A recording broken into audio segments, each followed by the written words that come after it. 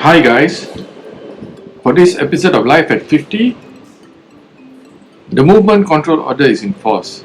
So you can't go out dining, you can't go out sightseeing. So what you need to do, Netflix might be a bit boring after so many months. So go back to your old habits. I used to love reading and I still do. So let me tell you about my top 10 list of books which I like and then share with you how I started getting interested into this habit of reading. Cheers!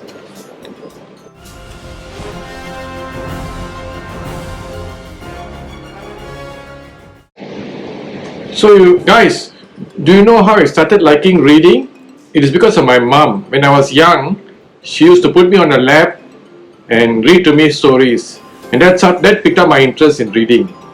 And I still remember my first book which I read, which was The Blue Storybook by Enid Blyton. And this is how my interest in reading carried on from then right up till now. Cheers! I then went on to read all the Beagle series by Captain W.E. Johns, a famous fighter pilot in World War I and World War II. The Doctor Who series, I have loads of his books, which also followed by the Alfred Hitchcock and the Three Investigators, also all his books. And then the William series by Richmal Crompton. And finally, all the Hardy Boy stories, which I have a big collection of. After reading the Doctor Who books, I used to enjoy watching the BBC television series Doctor Who.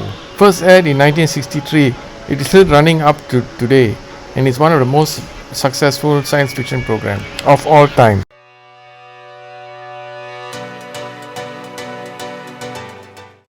My number one book is this, Tinker, Tailor, Soldier, Spy, written by John le Carrè.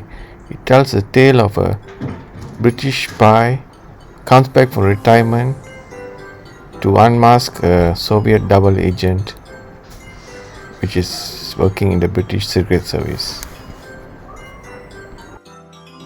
This book was dramatized superbly with Sir Alec Guinness playing the role of George Smiley, the British spy. I've got a story to tell you. It's all about spies. And if it's true, you boys are going to need a whole new organization. We have a mole, Jim. None. Very near the top.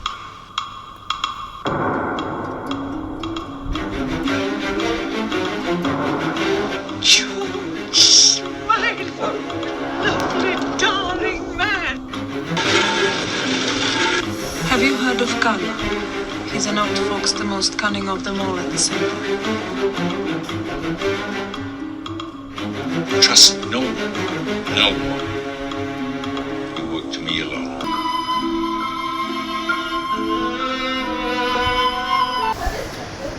In 2011, there was an attempted remake of Tinker, Tailor, Soldier, Spy, a 2-hour movie starring Gary Oldman as George Smiley, but it's not like the 1979 BBC miniseries. Nothing beats Sir Alec Guinness as George Smiley.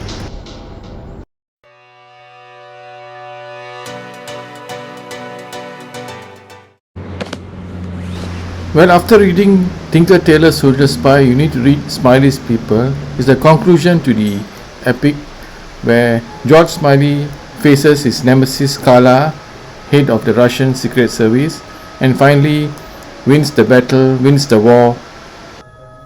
Sir Alec Guinness again reprises his role as George Smiley in this sequel. If you ask me to compare James Bond to George Smiley, for me, I choose George Smiley over James Bond any day.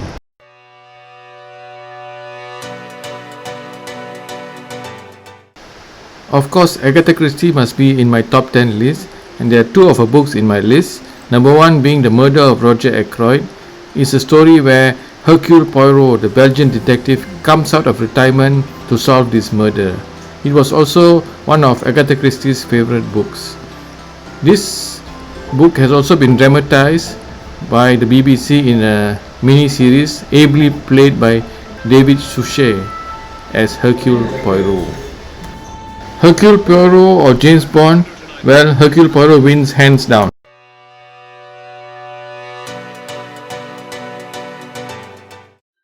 The next Agatha Christie book on my list is 10 Little Niggers, also known as And Then There Were None.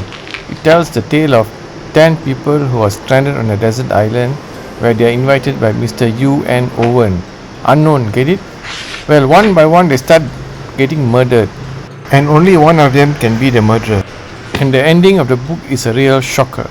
The book title was changed from 10 Little Niggers to And Then There Were None because it was thought to be more appropriate. There have been many television adaptations of the book, but this one is the best, the one by the BBC, which was aired as a 3-part miniseries in 2015.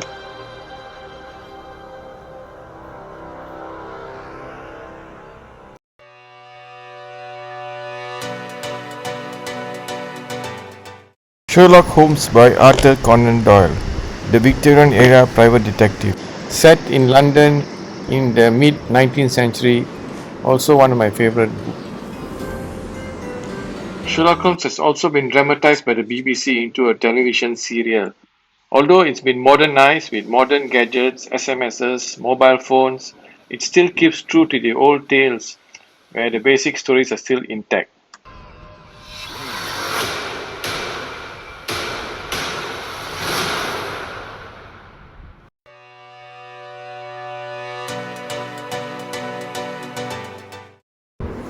Doctor in the House.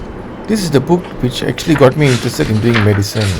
It's a series of books written by Richard Gordon, who was a ship's doctor and also an anesthetist. Doctor in the House tells the tale of how he joins medical school and becomes a doctor. This first book spawned a series of successful doctor books for Richard Gordon. Doctor in the House gives you an insight into the life of a medical student. From those carefree days attending lectures, till sitting for exams, till finally passing the exam and becoming a doctor. And at the end, after passing out as a doctor, he realizes that things will never be the same again. Duty calls before anything else. The Doctor series was also dramatized on BBC in a television serial starring Barry Evans as the lead actor. You may recognize him from another show very popular here before, Mind Your Language, where Barry Evans played Mr. Brown, the English teacher. Unfortunately, Barry Evans had an untimely death at the age of 53. He was murdered by a person or persons unknown.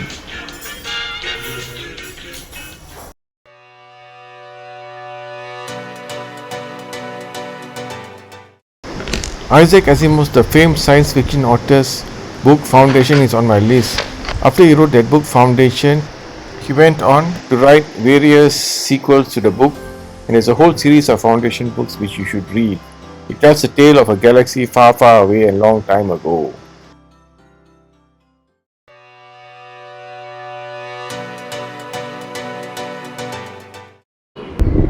P.G.Wodehouse is also one of my favorite authors.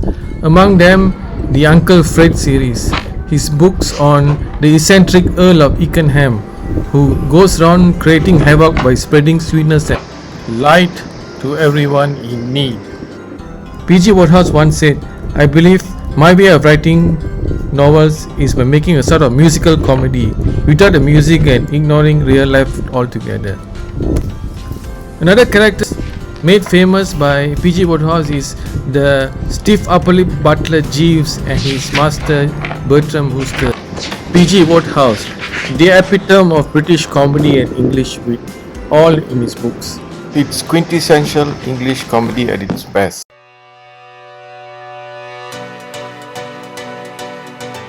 C.S.Forester's Hornblower series. It is a fictional but historically accurate series set in the late 18th and early 19th century. It is a story about a midshipper in the Royal Navy who rises up the ranks until he becomes an admiral. In those times when the sailors set for sea, they were away for months, even years, and there were no forms of communications available. Communications between boats were through flag signaling, and news of events were relied on from messages from the next boat which arrived from the home base. C.S.Forester doesn't just write a book, He press gangs you into the British Navy. When he describes the sea, you taste the salt. When he fights a battle, you smell the gunpowder. Suddenly, your armchair becomes a deck of the ship of the line. And then you're in the English Channel, ready to teach Napoleon and his sailors a lesson. The BBC also adapted a few of the Hornblower books into a TV serial.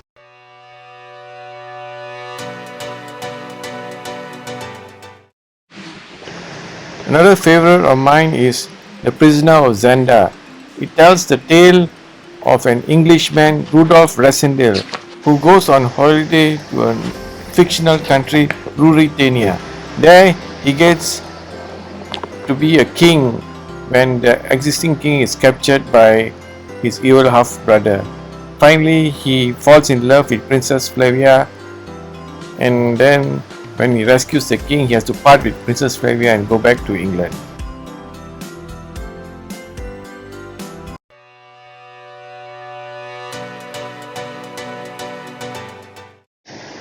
Captain Blood by Rafael Sabatini is one of my favorite books.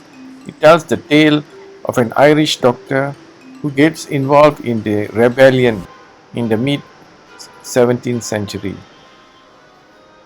He is then deported to the West Indies as a slave. During his time there, he finally escapes slavery, captures a ship, becomes a captain of the ship, and is called Captain Blood. Finally, he actually helps England by warding off the Spanish invaders, and then he is pardoned and finally marries his love, Arabella Bishop.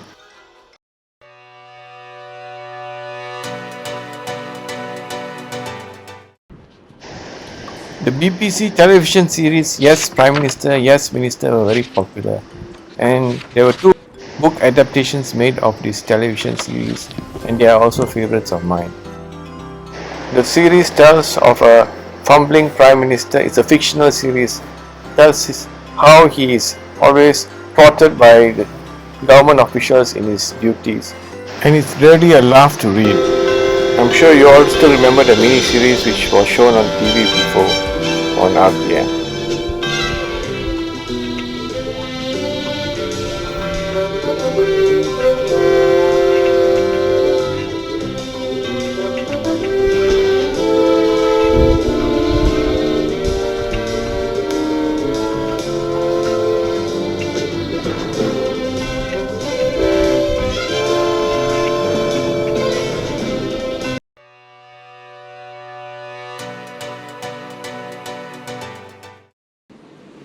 My favorite comic series was the Trigan Empire series, which came every week on the issue of Look and Learn.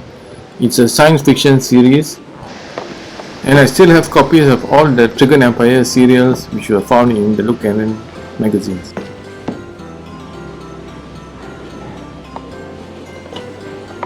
So guys, I hope you like this episode on my favorite books, my top 10 list of books which I like.